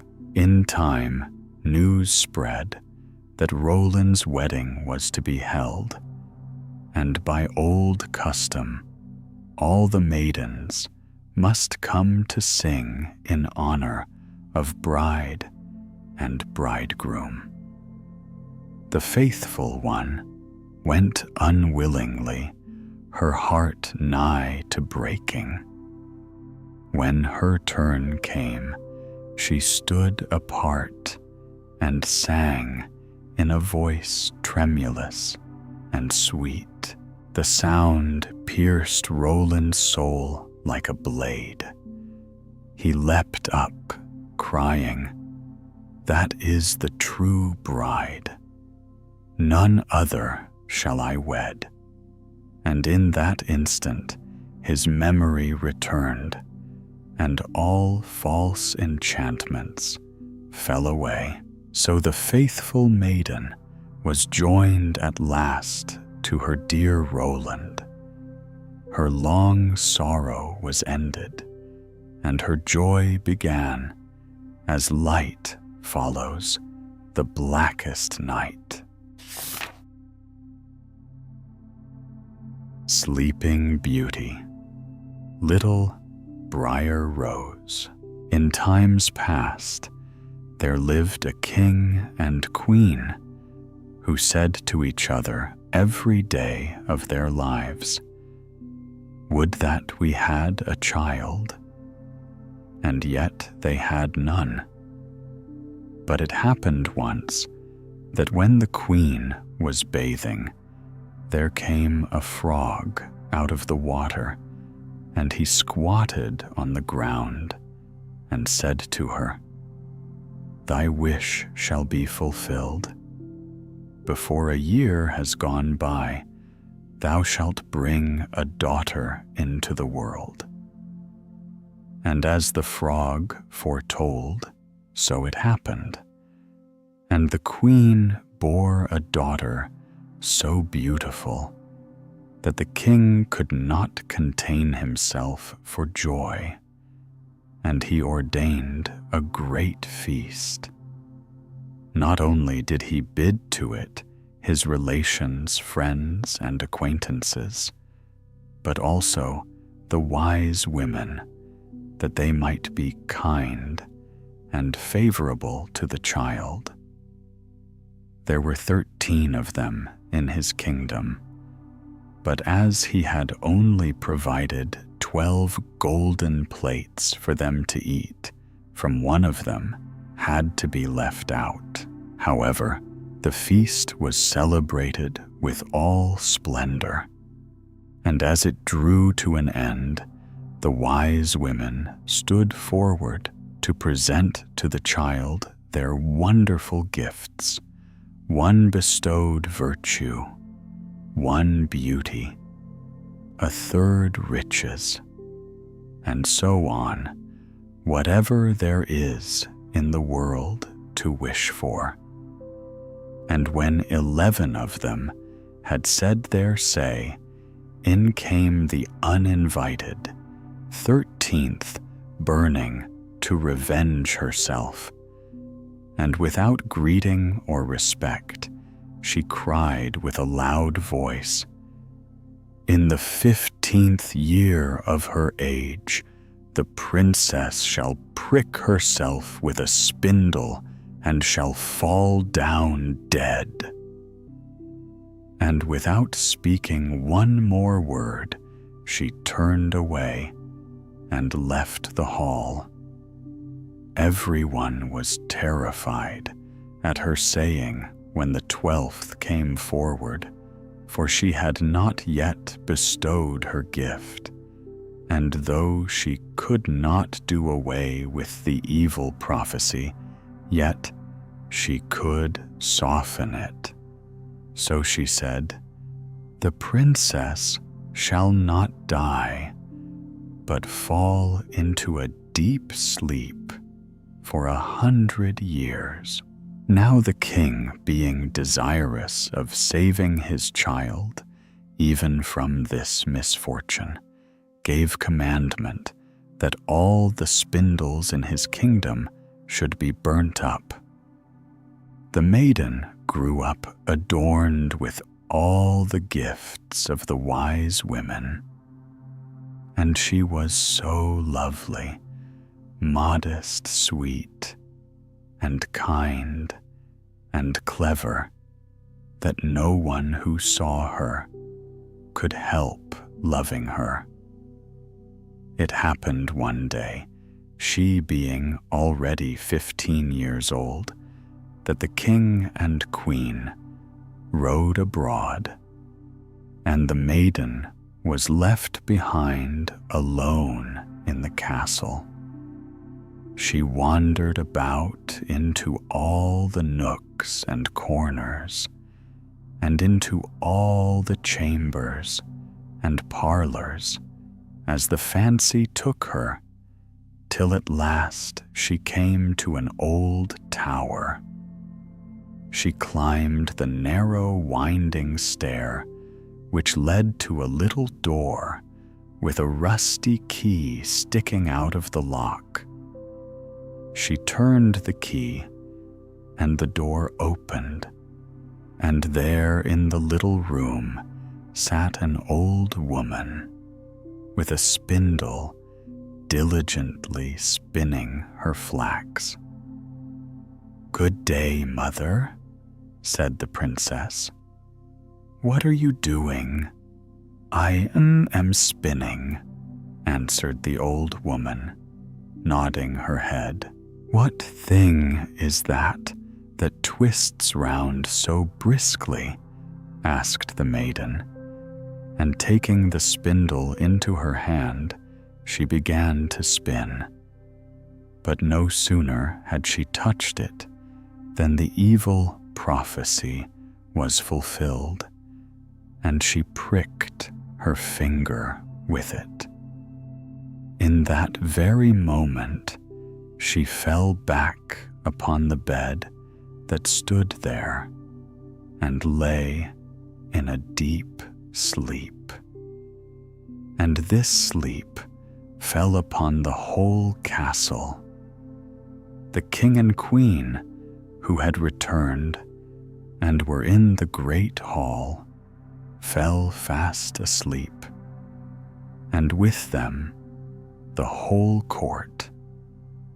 The horses in their stalls, the dogs in the yard, the pigeons on the roof, the flies on the wall, the very fire that flickered on the hearth became still and slept like the rest, and the meat on the spit ceased roasting, and the cook who was going to pull the scullion's hair for some mistake he had made let him go and went to sleep. And the wind ceased, and not a leaf fell from the trees about the castle.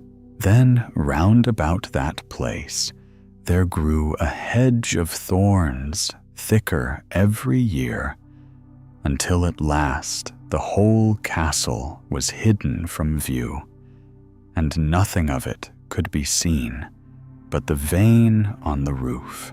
And a rumor went abroad in all that country of the beautiful sleeping Rosamond, for so was the princess called. And from time to time many kings' sons came and tried to force their way through the hedge, but it was impossible for them to do so, for the thorns held fast together like strong hands, and the young men were caught by them, and not being able to get free, there died a lamentable death. Many a long year afterwards, there came a king's son into that country, and heard an old man tell how there should be a castle standing behind the hedge of thorns, and that there a beautiful enchanted princess named Rosamond had slept for 100 years, and with her the king and queen and the whole court. The old man had been told by his grandfather that many kings' sons had sought to pass the thorn hedge, but had been caught and pierced by the thorns, and had died a miserable death. Then said the young man, "Nevertheless, I do not fear to try. I shall win through and see the lovely Rosamond." The good old man tried to dissuade him, but he would not listen to his words. For now the 100 years were at an end, and the day had come when Rosamond should be awakened. When the prince drew near the hedge of thorns, it was changed into a hedge of beautiful, large flowers, which parted and bent aside to let him pass, and then closed behind him in a thick hedge. When he reached the castle yard, he saw the horses and brindled hunting dogs lying asleep, and on the roof the pigeons were sitting with their heads under their wings. And when he came indoors, the flies on the wall were asleep. The cook in the kitchen had his hand uplifted to strike the scullion, and the kitchen maid had the black fowl on her lap, ready to pluck. Then he mounted higher and saw in the hall the whole court lying asleep, and above them, on their thrones, slept the king and the queen. And still he went farther, and all was so quiet that he could hear his own breathing. And at last he came to the tower and went up the winding stair and opened the door of the little room where Rosamond lay.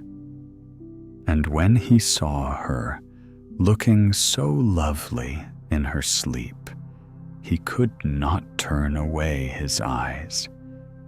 And presently he stooped and kissed her. And she awaked and opened her eyes and looked very kindly on him.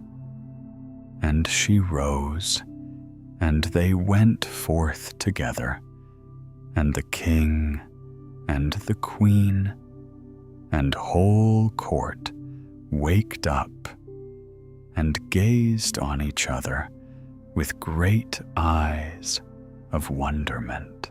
And the horses in the yard got up and shook themselves. The hounds sprang up and wagged their tails. The pigeons on the roof drew their heads from under their wings, looked round, and flew into the field. The flies on the wall crept on a little farther. The kitchen fire leapt up and blazed and cooked the meat. The joint on the spit began to roast. The cook gave the scullion such a box on the ear that he roared out, and the maid went on plucking the fowl. Then the wedding of the prince and Rosamond was held with all splendor, and they lived very happily together until their lives' end. The Dog and the Sparrow. There was once a shepherd's dog, whose master gave him little care, though the faithful beast served him day and night. Instead of reward, he was left to hunger, so wasted away that his bones pressed sharp against his skin. At last, when misery could be endured no longer, the dog resolved to flee. With heavy heart and weary step, he left his master's house and took to the road, carrying with him only sorrow and emptiness of stomach. As he trudged along in this mournful state, a sparrow fluttered down beside him and chirped, "Why droop your head so low, my friend? And why do your eyes carry such sorrow?" "Ah," sighed the dog, "I am faint with hunger. My master starved me till I could bear no more. I have not a crumb to fill my belly." "If that be all," said the sparrow, "cheer up, for I will help you. Follow me to the next town, and you shall not lack food today." Together, they came into the town, and passing a butcher's shop, the sparrow whispered, "Stand close by the door. I will fetch you meat." She hopped onto the wooden shelf, cast her sharp eye about to see if anyone watched, and with many a peck and scratch, worked a thick slice of beef loose till it toppled down. The dog caught it in his jaws and ran to a corner where he devoured it greedily. "Are you satisfied?" asked the sparrow. "Not yet," said the dog, licking his chops, "for I could eat more." "Then follow me again," replied the sparrow. She flew to another shop and soon pecked down another steak. This too the dog ate until his hunger was partly stilled. Yet still he longed for bread to soften the meat. "Come then," said the sparrow, "there is a baker near at hand." She struck at the rolls that lay in the window until 2 of them fell, and when the dog ate those, she fetched more from another shop, till at last he was well filled. "Now I am content," said the dog, stretching himself. "Let us walk beyond the town, where the air is cooler." So the 2 companions went together along the highway. But the day was hot, and before long the dog sank down, saying, "I am weary. I must rest and sleep a while." "Very well," said the sparrow. "Lie down here, and I will keep watch from the bush yonder." The dog laid his head upon his paws and soon slept deeply. While he slumbered, a carter came along the road with a heavy wagon drawn by 3 stout horses and loaded high with casks of wine. The sparrow saw with horror that the cart was heading straight for the sleeping dog, and the man made no move to turn aside. "Stop, stop," Carter cried she. "Turn your wheels, else it shall go ill with you." But the man only scowled. "What care I for you, you chattering bird? Out of my way." And he cracked his whip so that the cart rolled on. The wheels crushed the poor dog beneath their weight, and he died without a sound. "You villain," shrieked the sparrow, "you have slain my friend, and for this wickedness you shall pay with all that you own." "Do your worst," sneered the carter. "What harm can such a mite as you do to me?" He drove on laughing, but the sparrow was not idle. She slipped beneath the covering of the cart and pecked at the wooden bung of a cask until it loosened. Out gushed the red wine, pouring onto the road.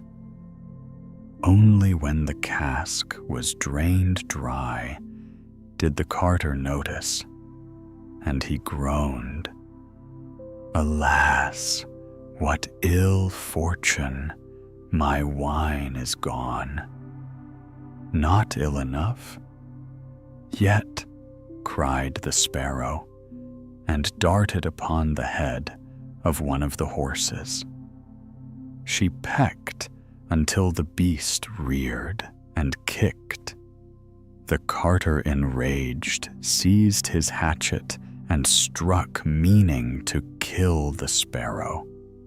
But she flew aside, and his blow fell upon his own horse, which fell dead upon the spot. "Wretch that I am," cried he. "Not wretched enough," screamed the sparrow. Again she loosed the bung of the second cask, and again the wine was lost. Again he struck at her, and again he killed his own horse. Trembling with fury and despair, he drove on with the last horse. But the sparrow tormented that one too, till he killed it in like manner. Now the carter was left with an empty cart, no horses, and no wine. Weary and raging, he dragged himself home. But when he entered, his wife cried out, "Husband, new misfortune has come. A wicked bird has flown into the loft and brought with her 1,000 companions, and they are devouring our corn." He rushed upstairs, and behold, the sparrow sat amidst a great flock, and the grain was nearly gone. "Unhappy man that I am," he cried. "Not unhappy enough yet," said the sparrow. "Your cruelty shall cost you your very life." Mad with grief, he seized his hatchet and hurled it at her, but missed. He shattered the window instead. The sparrow flew in through the broken pane, perched on the seat, and cried again, "Carter, it shall cost you your life." In his frenzy, he struck at her wherever she flew, but his blows fell upon his own chairs, tables, glasses, and cupboards, till the house was broken and ruined. At last, the wife caught the sparrow in her hands. "Shall I kill her outright?" she asked. "No," growled the man that is too quick a death. "I will eat her with my own teeth." So the wife held the bird fast, while the carter bared his teeth in savage glee. But the sparrow fluttered, stretched out her neck, and cried one last time, "Carter, thy cruelty shall yet cost thee thy life." The man, unable to wait, commanded his wife to strike at the bird with the hatchet. She raised it high, but the sparrow wriggled free. Down came the hatchet upon the carter's own head. He fell dead upon the floor, and the sparrow, unharmed, flew out into the wide world, returning at last to her nest in triumph. Fundegel, bird foundling. Once upon a time, there lived a forester who often wandered into the deep woods with his bow and quiver, for hunting was his daily task. One day, as he stepped beneath the ancient trees, he heard a shrill and pitiful cry like that of a very small child. The sound echoed between the trunks, so strange and sorrowful that the forester's heart was stirred. He followed the voice through the thickets until he came to a tall oak whose crown touched the sky. High up among the branches sat a tiny child, weeping bitterly. The forester soon learned what had happened. The child's poor mother had been resting at the foot of the tree, overcome with weariness, and had fallen asleep with the little one in her arms. A great bird of prey had spied the helpless babe, swooped down, snatched it from the mother, and borne it to the treetop. But there, unable to do more, the bird had left its strange treasure. The forester, moved by pity, climbed the lofty branches, took the trembling child in his arms, and carried it safely down. "Thou shalt not be left to sorrow," he thought. "I will take thee home, and thou shalt grow up with my little daughter, Lena." So he did as his heart bade him, and brought the child to his dwelling. From that day forth, the children lived as brother and sister. Yet because the boy had been borne away by a bird, they called him Fundegel. The years passed, and Lena and Fundegel were never apart. They loved one another dearly. If the one was absent, the other grew restless and sad, as though the world had lost its brightness. Now, in the forester's household, lived also an old cook, stern of face and sour of temper.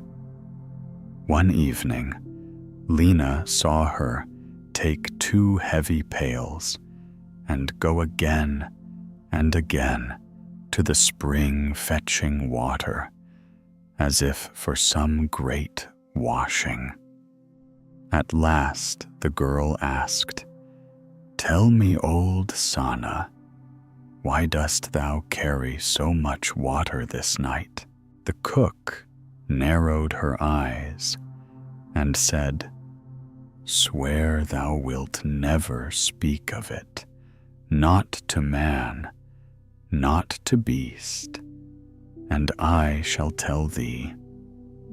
Lena, full of curiosity, gave her word.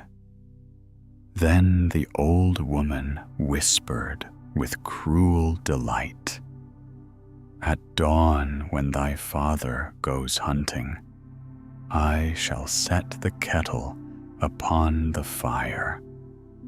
When the water boils and bubbles, I will seize Fundegel, cast him in, and boil him alive." Lena's heart turned cold, but she held her tongue until the morning light. When the forester had gone out hunting and the house was still, Lena turned to her dear companion. "Fundevogel," she said in haste, "if thou wilt never leave me, then I too will never forsake thee, neither now nor ever," he answered faithfully. "Then hear what I must tell thee," said Lena. She told him all that the cook had planned, how she had carried water into the house, and how she meant to throw him into the kettle. "But we shall not wait for death. Rise, dress thyself quickly, and let us flee together." So the two children rose, clothed themselves in haste, and stole away before the sun had climbed far above the trees. When the kettle boiled merrily, the wicked cook came to fetch her victim. But when she entered the chamber, the beds were empty. Fear seized her. "What shall I say when the master returns and finds both children gone? They must be pursued," and swiftly she sent 3 servants running into the forest to overtake the fugitives. But Lena and Fundevogel, who had rested a little at the forest's edge, saw them approach from afar.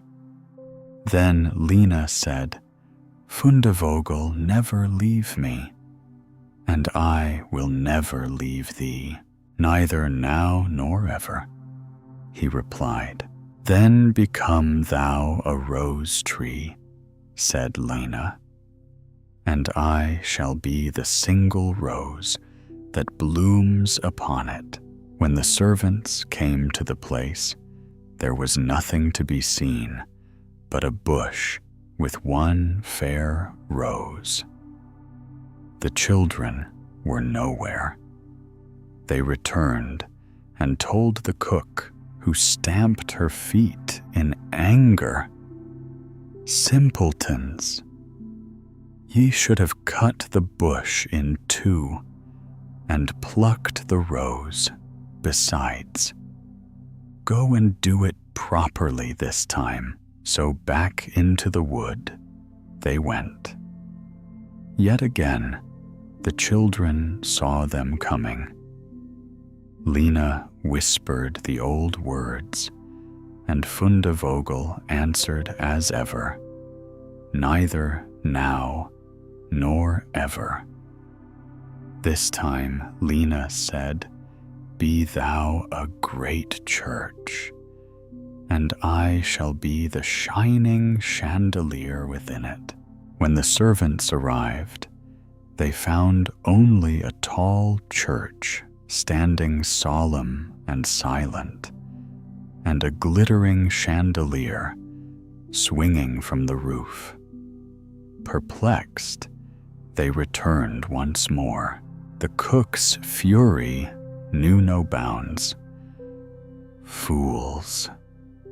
Ye should have torn down the church and brought the bright light home. Now I myself shall go with you." So she set out, waddling after them with spite in her heart. But the children spied them from far off. Again Lena said the sacred vow, and Fundevogel gave his answer. Then Lena commanded, "Be thou a fish pond, and I shall be the duck upon it." When the cook came up, she saw a wide pond, the water clear and still, and a duck swimming upon it. Greedy and cunning, she thought to drink the pond dry, and so lay down beside it. But the duck darted towards her seized her by the head and dragged her deep into the water. Thus the wicked old woman was drowned, and her wickedness ended forever. Then the children rose again in their true forms, and hand in hand they went home together, full of joy and laughter.